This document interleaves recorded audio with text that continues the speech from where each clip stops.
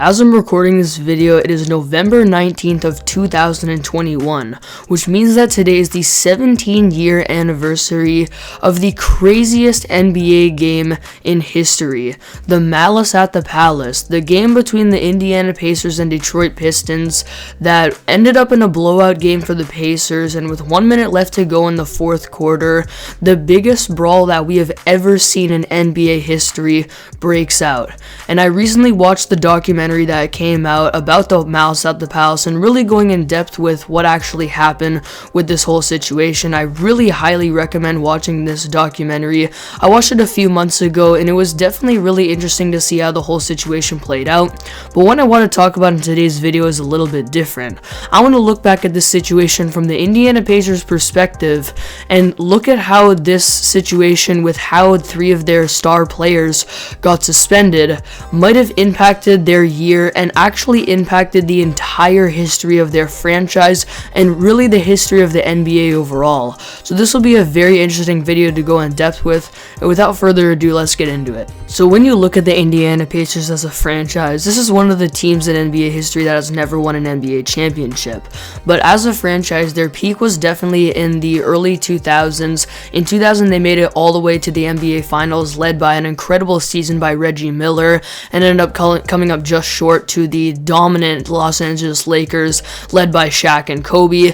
And then for the next couple years, they were stuck in a little bit of mediocrity, but then came extremely competitive in the 2003 and 2004 season, where in this season, they had the best regular season record in the entire league, finishing at 61-21, the only 60-win team in the NBA that year, and they ended up finishing the regular season with the 8th best offensive rating in the NBA and the 3rd best defensive rating. They had guys on this team like, of course, Reggie Miller, who's one of the greats of all time, and their main players on this team were Ron Artest, who was an absolute scrap on the defensive end of the floor, and was really the main and kind of best player on this team at the time, as Reggie Miller was getting towards the latter years of his career here and was more of a role player and shooter on this team, whereas Ron Artest was definitely the best defender on this team, an absolute beast on the offensive side of the floor on the interior. And they also had Germain O'Neill, who is certainly one of the most underrated players in NBA history in my opinion, and he also had himself an incredible year that year, really being the best interior defender on the team and actually averaging 2.5 blocks over the course of the entire regular season, and really being the defensive anchor of that dominant Pacers defense in 2003 and 2004, and also overall averaged 20 points per game that year along with 10 rebounds per game. And this year, both Ron Artest and Germain O'Neill actually made the All-Star team this year, and the Pacers, like I talked about, had an incredible regular season, the best record in the regular season, and made a pretty deep playoff run as well. They made it all the way to the Eastern Conference Finals and went up against their rival, or soon-to-be rival at least, in the Detroit Pistons, who that year had an insane team. As we know, that year they ended up winning the NBA championship, and pretty easily. It's not like they actually had a superstar player on this team. I mean, offensively they were led by Chauncey Billups, who ended up winning Finals MVP, but they were really known for their defense, as this was arguably one of, if not the greatest defensive team of all time, with guys like Ben Wallace, the absolute defensive beast, Rasheed Wallace as well, scrapper like Rip Hamilton, and overall this team had fantastic depth, fantastic defense, and good enough offense to eventually win the NBA championship. And unfortunately, they did beat the Indiana Pacers in 6 games in an incredibly hard-fought series in the East Finals that year. Now, for those of you that don't know the story about the Malice at the Palace, essentially what happened is, going into the next season, the Pacers came back with an even better team. They added another great defensive player and offensive player, for that matter, in Steven Jackson, who definitely fit into this team, and really the trio of Ron Artest, Germain O'Neill, and Steven Jackson was just such a scrappy and hard-fought trio, and all these guys, they were such hard workers, and they always had each other's back when it comes to some of these scraps in games. And this is something that the documentary about the Malice at the Palace really did focus on, and I think that was the biggest narrative that came out of it for me when I was watching this documentary, documentary. But essentially going into this year, knowing how good the Pacers were in the previous season and adding Steven Jackson, it was really thought across the NBA community that this was the year for the Pacers to win the NBA championship. And so far in that season, it absolutely looked like it was their year. They started the year 6-2 before the game against the Pistons, and actually had a opponent's points per game of less than 96 in their first 9 games of the season. So the 9th game of the season was against the Detroit Pistons, their rival at the time, of course, after the Eastern Conference Final last year, and they ended up blowing out this game in Detroit and going to 7-2. Now, the brawl itself was just absolutely insane. I mean, I'm not going to get into really specific details and go into that much depth about it because, like I said, this is all covered in the documentary that was recently released about the Malice at the Palace, and again, I really highly do recommend this documentary. But essentially, Ben Wallace and Ron Artest really got into it, and Ron Artest was basically lying on the scores table at one time. A fan threw a bottle or a cup of beer onto the court, and Ron Artest absolutely lost it, went into the stands to actually go fight this fan. So this is obviously where Ron Artest loses it and gets completely out of hand. The situation gets into a huge brawl with not only players but also fans getting into the action. The players had to be escorted off the court. They were getting tons of food and drinks thrown at them from the fans, and it was just absolutely insane. And the aftermath of this situation was Ron Artest being suspended for the entire NBA season, and Steven Jackson and Germain O'Neill also being suspended for 30 games.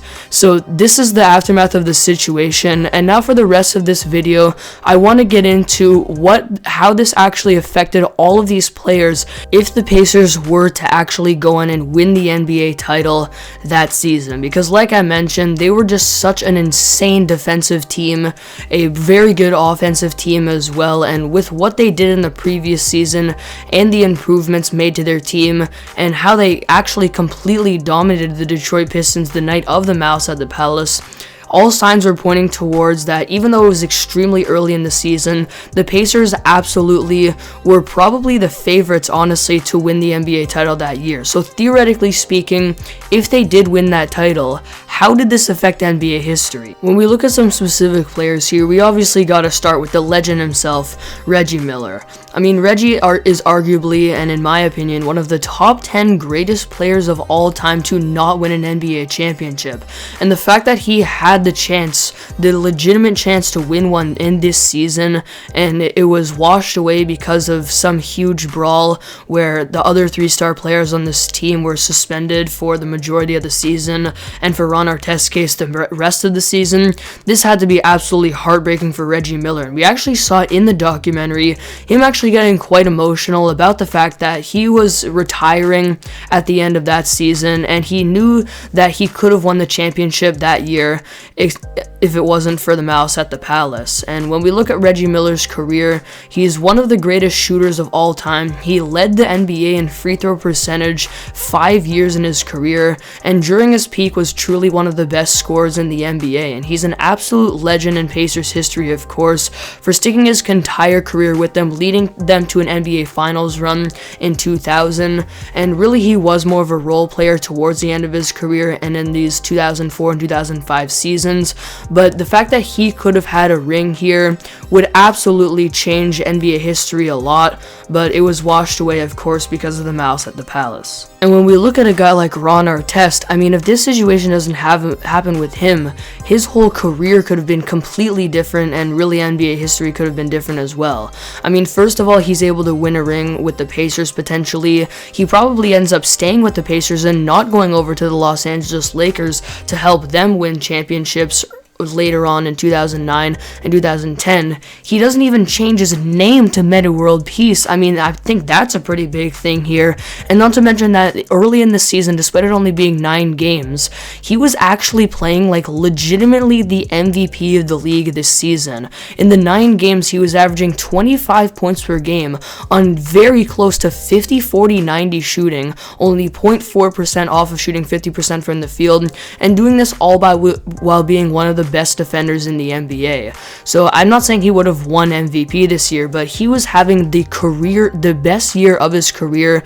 This maybe could have kept up if he was able to play for the rest of that season, and the decisions that he made for the rest of his career would have been drastically changed as well. And then lastly, we got to talk about Germain O'Neill here, and I think he actually might be the guy that I feel the most for throughout this whole situation. One of the most underrated players in NBA history who finally had an opportunity for glory to get his first ring of his career potentially this season, and so far that year he was also having an absolutely insane season, averaging over 24 points per game, shooting over 45% from the field, while still being one of the most elite defenders in the NBA. And the reason I feel so bad for Germain here is because there was actually a moment in the documentary where some judge or lawyer or someone, I forget exactly who it was, but they said that while looking at the tapes from that night and analyzing all of the tapes when Germain O'Neill involved in them, he actually did nothing other than literally self-defense to defend himself in the situation that he was in. He did nothing that was actually him causing a situation or causing harm, unlike a guy like Ron Artest did in that situation, and Germain was still suspended 30 games for this situation, which obviously had a huge impact on the Indiana Pacers and the rest of their season. And something else they mentioned in the documentary was Ron Artest went on to win a ring in his career. Steven Jackson had already won a ring with the San Antonio Spurs in years prior, but Germain O'Neill was never given another chance to win an NBA championship, and that could have been the year, just like I mentioned with Reggie Miller, that he could have done it. And I just really feel for Germain in this situation. He's not really at fault as much as some of the other players here, and he got severely penalized for it, and really his whole career was changed because of this night. And then when we talk about just the Indiana Pacers organization in general, I mean, potentially getting your first and only NBA championship in franchise history is a pretty big thing. And not to mention that if this did actually happen, then look at all the other questions that we have to ask in this situation here. Does Reggie Miller end up sticking around for one more year to try to have a repeat? Does Metta World Peace end up staying with the team and trying to form a potential dynasty? And do they actually return with pretty much the identical team in the following year in the 2005 and 2006 season? And then if this does happen where they do end up winning the championship in the 2005 season, then how does this affect the legacy of the San Antonio Spurs? This is a team that obviously had one of the longest lasting dynasties in the 2000s decade, or 2000s and actually 2010s decade so far, and their second championship of this dynasty was, or actually really their third, since they won in 1999 as well. But overall, I mean, they did win in 2005. If the Pacers ended up taking this championship, then obviously that has a huge impact on NBA history. And does that now affect the Spurs' legacy going forward? And overall, you can see where I'm going with this here. If the Malice at the Palace doesn't happen, this could potentially have had a huge effect on the entire history of the NBA with the Pacers franchise and all of the main players on this team. And like I've mentioned a couple times throughout this video, there's no way we can actually just assume that the Pacers would have easily won the championship this season. It would have been a complete and hard grind to get back to that point, get to the NBA Finals, get past the Pistons in the playoffs and win the NBA championship. I'm just saying that they were looking so good going into that season that it was a very strong possibility that they could have won the championship that season. And if they did, look at how the history of the NBA would have been changed with the teams and the players. So that's all I've got for you guys in today's video. Today was definitely a very different and interesting video, so I hope you guys enjoyed it. Comment down below your thoughts on how the Malice at the Palace affected NBA history in your opinion. Thank you guys for watching, and I'll see you all next video.